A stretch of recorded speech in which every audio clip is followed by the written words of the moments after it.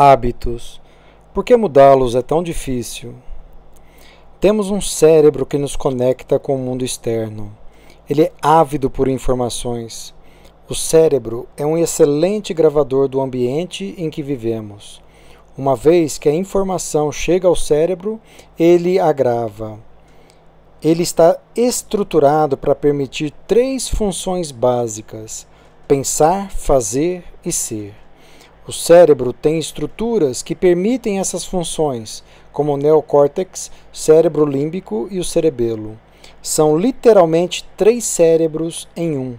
Vou explicar de uma forma simples como esses 3 cérebros comunicam-se entre si e como eles fazem conexões com o corpo inteiro. Essas informações são importantes para aqueles que buscam uma transformação pessoal.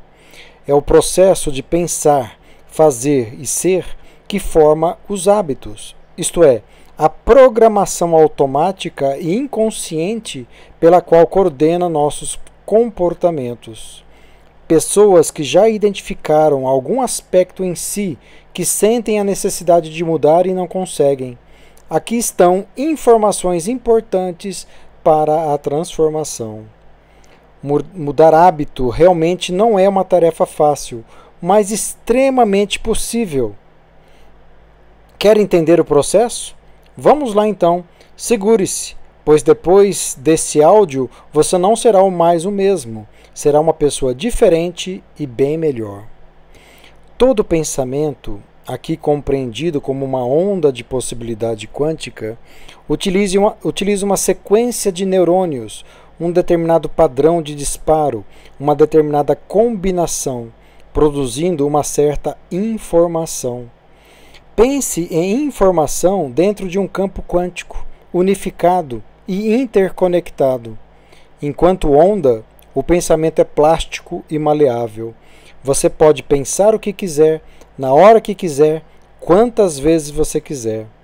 São cerca de 60 mil a 70 mil pensamentos em um único dia. Uau! Nem pensei que pudéssemos pensar tanto assim em apenas um dia.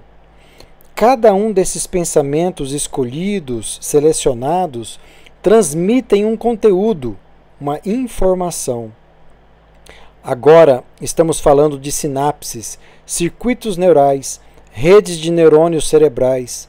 Estamos falando da linguagem do cérebro. Estamos falando de memória. Percebemos o mundo e então o memorizamos.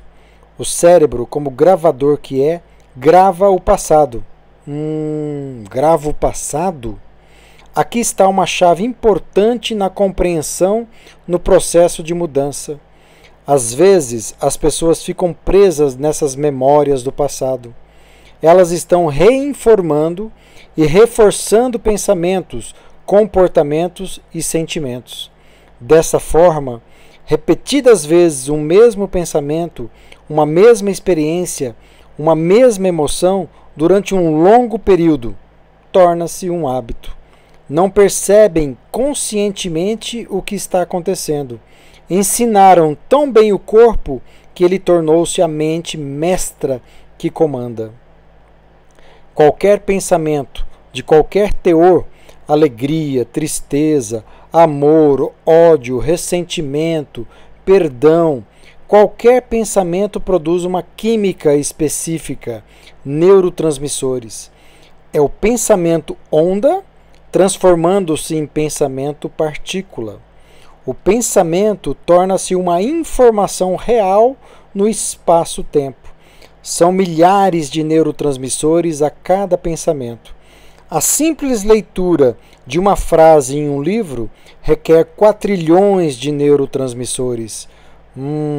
Olha que interessante! Se eu penso cerca de 60 mil vezes ao dia e que cada pensamento produz cerca de quatrilhões de neurotransmissores, não quero nem imaginar o número de neurotransmissores que eu produzo em um único dia. Vocês já pararam para pensar, mais um pouquinho, nesse campo quântico de infinitas possibilidades? A potencialidade de um pensamento está lá. São infinitas as possibilidades. Desses 60 mil pensamentos que temos em um único dia, 90% são iguais ao dia anterior ou recorrentes. Facilitamos as vias, as sequências de disparos dos neurônios. E tem mais, não estamos acostumados a pensar sobre o que estamos pensando. Ou eu estou enganado? Tudo tem uma informação. Isso é maravilhoso. Toda essa sequência é feita pelo córtex cerebral, cérebro pensante, neocórtex. Esta informação chega a estruturas internas cerebrais chamado de cérebro límbico. Uma nova sequência de neurônios são requisitados para transformar esta informação em neuropeptídeos. A química do sentimento-emoção.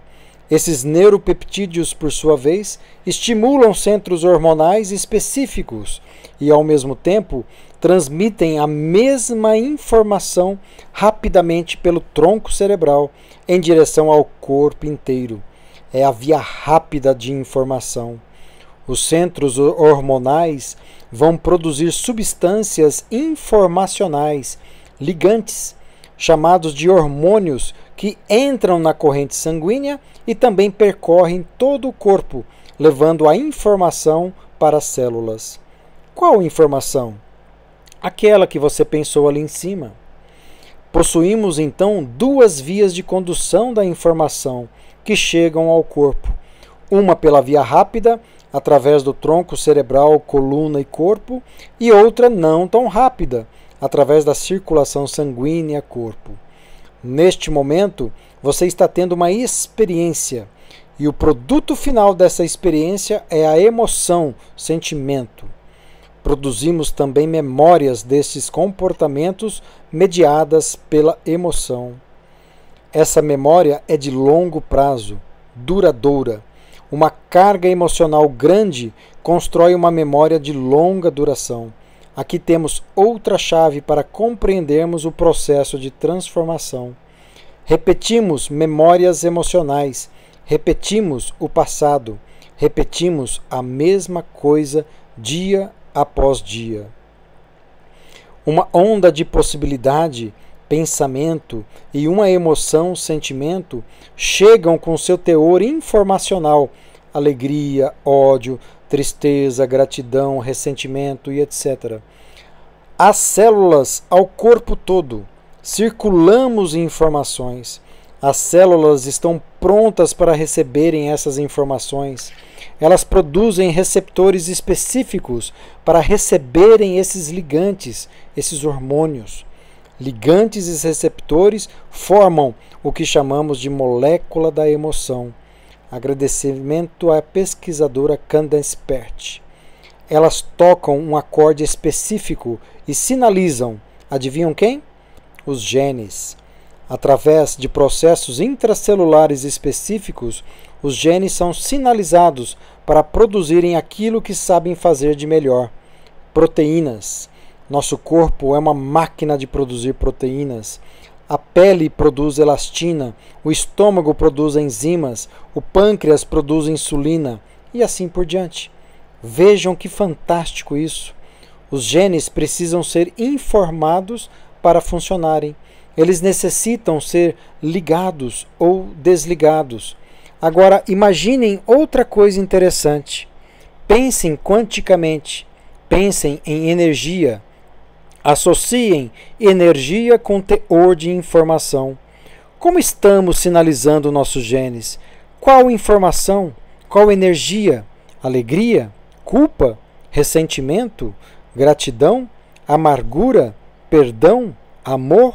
Qual o teor ou a energia dessa informação? O cérebro, por intermédio de um único pensamento, consegue comunicar-se com as células. Conseguem ligar e desligar genes. Vocês não acham isso incrível? Abre um campo enorme de atuação terapêutica para diversas doenças. Ou seja, caso eu consiga mudar meus pensamentos, meus comportamentos e meus sentimentos, eu consigo sinalizar meus genes de uma maneira diferente. e produzir proteínas saudáveis. Como consigo isso? Modificando o hábito de ser você mesmo. Vamos adiante um pouco mais e entender a dificuldade desse processo de mudar o hábito de ser você mesmo. Depois que esta informação sinaliza o corpo inteiro, o cérebro continua monitorando o mesmo. O pensamento, o neocórtex, sinalizou a formação de um sentimento, uma emoção, cérebro límbico, que por sua vez irrigou pela corrente sanguínea e tronco cerebral o corpo por inteiro as mesmas informações, ensinando o corpo emocionalmente. Agora, o corpo está aprendendo, está tendo uma experiência, está tendo uma ação, está fazendo aquilo que lhe foi informado. Caso a mesma informação seja repetidas vezes realizada, o corpo produz sempre as mesmas informações, com as mesmas experiências. Essa informação será incorporada pelo cerebelo como uma atividade automática. Está formado um hábito. Dessa forma, temos um cérebro preparado para pensar, fazer e ser. Temos o neocórtex que pensa, temos o cérebro límbico que faz uma experiência com emoção e o cerebelo que incorpora um hábito e passamos a ser. Pensar, fazer e ser. Inicialmente eu sinto o que estou pensando e posteriormente eu penso o que eu estou sentindo. Repetindo-se esse ciclo várias e várias vezes, tornar-se-á um estado de ser. O estado de ser de uma pessoa é aquilo que ela pensa e aquilo que ela sente. Esse ciclo entre pensar e sentir, repetidas vezes durante anos e anos, torna-se um hábito. Os hábitos não exigem pensamento consciente sobre os comportamentos. Virou habitual, virou familiar, tornou-se inconsciente. Tornou-se 95% daquilo que você é. Isto é, sou 95% inconsciente. Para mudar, para realmente mudar, temos que nos tornar conscientes dos processos inconscientes. Temos que nos familiarizar com, nos tornar familiar com aspectos habituais e inconscientes. Quem é capaz de fazer isso? Quem ou o que é capaz de proporcionar essa familiaridade com o inconsciente? A capacidade que todos nós temos, chamada metacognição. O que é isso? Capacidade de pensar sobre o que estamos pensando. Esta é uma capacidade do lobo frontal cerebral. Essa é uma capacidade desenvolvida pela meditação. Podemos nos transformar pelo pensamento. Ele é poderoso.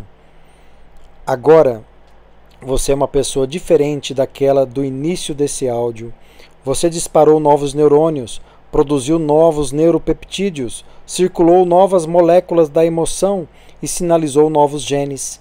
Você está começando a compreender o processo de mudança. Abraços fraternos, Dr. Milton Moura.